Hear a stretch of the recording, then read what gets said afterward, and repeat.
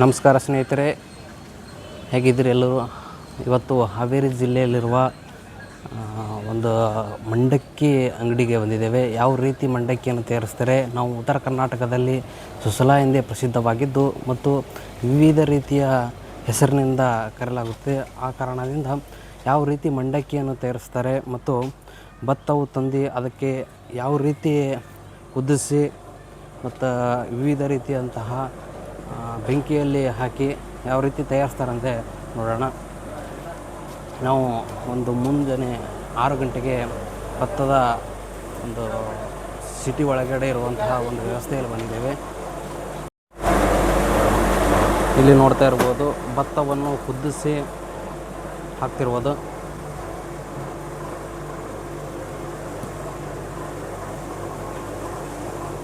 ಏನು ಮಾಡ್ತೀರಿ ಅದು?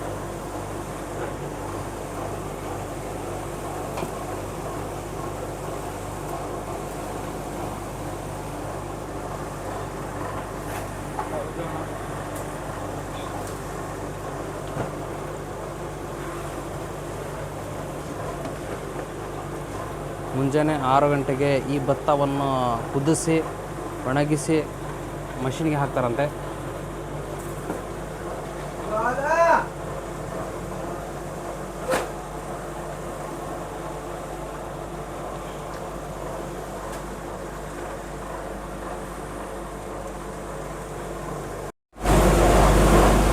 ಒಂದು ಮಂಡಕ್ಕಿಯನ್ನು ತಯಾರಿಸಲು 10 ತಾಸಿನ ಕೆಲಸವನ್ನು ಮಾಡಬೇಕಂತ ಹೇಳ್ತಾರೆ. ಇಲ್ಲಿ ನೋಡ್ಬೋದು ನೀವು ಯಾವ ರೀತಿ ಬೆಂಕಿಯಲ್ಲಿ ಕುದಿಸಿ ಪರಿಶ್ರಮದಿಂದ ಮಂಡಕ್ಕಿ ತಯಾರಿಸ್ತಾರೆ.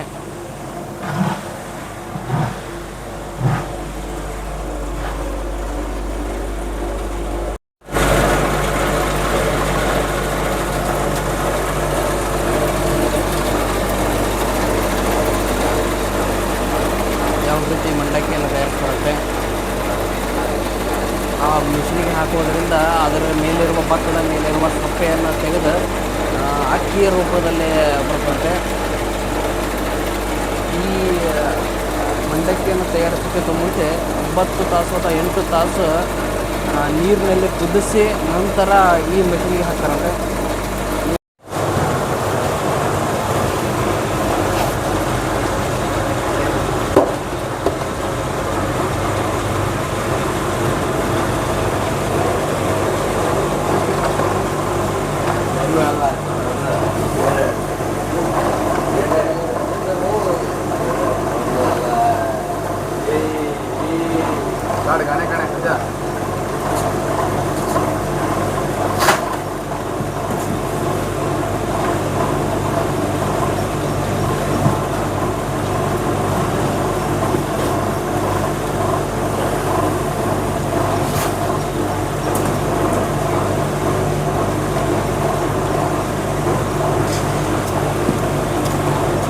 ಯಾವ ರೀತಿ ಮಂಡಕ್ಕಿಯನ್ನು ತಯಾರಿಸ್ತಾರಂತ, ಈ ಮಿಷಿನ್ನಿಂದ ತಯಾರಿಸಿದಂತಹ ಮಂಡಕ್ಕಿ ಬಿಸಿಲಿನಲ್ಲಿ ಒಣಗಿಸಿ ನಂತರ ಇದನ್ನು ಮಂಡಕ್ಕಿಯಾಗಿ ಪರಿವರ್ತನೆಗೊಳಿಸ್ತಾರೆ.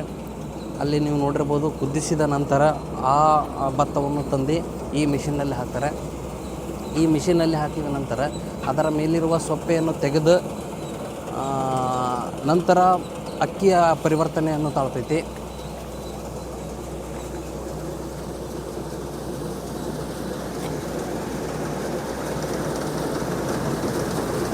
ಕುದಿಸಿದ ಭತ್ತವನ್ನು ಈ ಮಷಿನ್ನಲ್ಲಿ ಹಾಕಿದ ನಂತರ ಅದು ಅಕ್ಕಿಯ ಪರಿವರ್ತನೆಯನ್ನು ತಾಳ್ತೈತಿ. ಇಲ್ಲಿ ಗಮನಿಸಬಹುದು ಯಾವ ರೀತಿ ಅದರ ಇಲ್ಲಿ ಒಳಗಿದ್ದಾರೆ, ಅವ್ರಿಗೆ ಕೇಳೋಣ ಯಾವ ರೀತಿ ಭತ್ತವನ್ನು ತಯಾರಿಸ್ತಾರಂತ.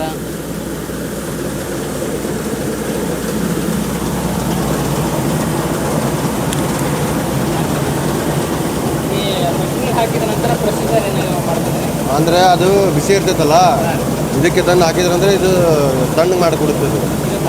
ತಣ್ಣಗೆ ಮಾಡಿಕೊಡುತ್ತಲೇ ಇದಕ್ಕೆ ಹಾಕಿದ್ರೆ ಪಾಲಿಸ್ एकदम ಕ್ಲಿಯರ್ ಆಗುತ್ತೆ. ಪಾಲಿಸ್ ಆಗುತ್ತೆ ಅಂದ್ರೆ ಒಳಕಲ್ ಇದಾಗ್ತದೆ. ಅದು ತೌಡು ಎಲ್ಲ ಹೊರಗಡೆ ಹೋಗುತ್ತೆ. ಇಲ್ಲಿ ಅಂದರೆ ಈ ಕ್ಲೀನಿಂಗ್ ಇದು ಎಲ್ಲ ನುಚ್ಚು ಕಿತ್ತಿರ್ತದಲ್ಲ, ಅದು ಕ್ಲೀನ್ ಮಾಡೋದು. ಮತ್ತಿದು ಒಣಗಿಸೋದು.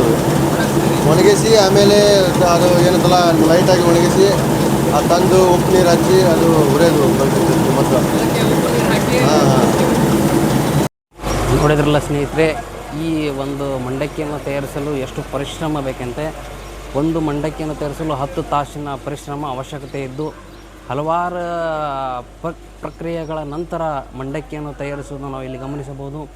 ಹಲವಾರು ಮಿಷಿನ್ಗಳು ಈ ಭತ್ತವನ್ನು ಹಲವು ರೈತರಿಂದ ಖರೀದಿಸಿ ನಂತರ ಇವುಗಳನ್ನು ಕುದಿಸಿ ಹಲವಾರು ಮಿಷಿನ್ಗಳಿಗೆ ಹಾಕಿ ನಂತರ ಇಲ್ಲಿ ತಯಾರಿಸುವುದನ್ನು ನೀವು ಗಮನಿಸಬಹುದು. ಭತ್ತದ ಮೂಟೆಗಳು ಈ ಮಷೀನಿಂದ ಭತ್ತದ ಮೇಲಿರುವಂತಹ ಸೊಪ್ಪೆಯನ್ನು ತೆಗೆಯಲಾಗುತ್ತೆ.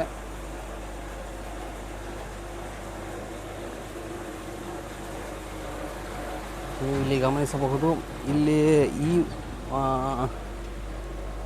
ಬುಟ್ಟೆಯಿಂದ ಭತ್ತವನ್ನು 8 ಅಥವಾ 9 ತಾಸು ಕುದಿಸಿ ನಂತರ ಭತ್ತವನ್ನು ಹೊರಗಡೆ ತೆಗೆಯಲಾಗುತ್ತೆ, ನೋಡಬಹುದು. ಹಾವೇರಿ ಜಿಲ್ಲೆಯ ಒಂದು ಸಿಟಿಯಲ್ಲಿರುವಂತಹ ಈ ಮಂಡಕ್ಕಿ ಅಂಗಡಿಯಲ್ಲಿ ಯಾವ ರೀತಿ ಮಂಡಕ್ಕಿಯನ್ನು ತಯಾರಿಸ್ತಾರೆ ಅಂತ ಗಮನಿಸಿದ್ದೀರಿ.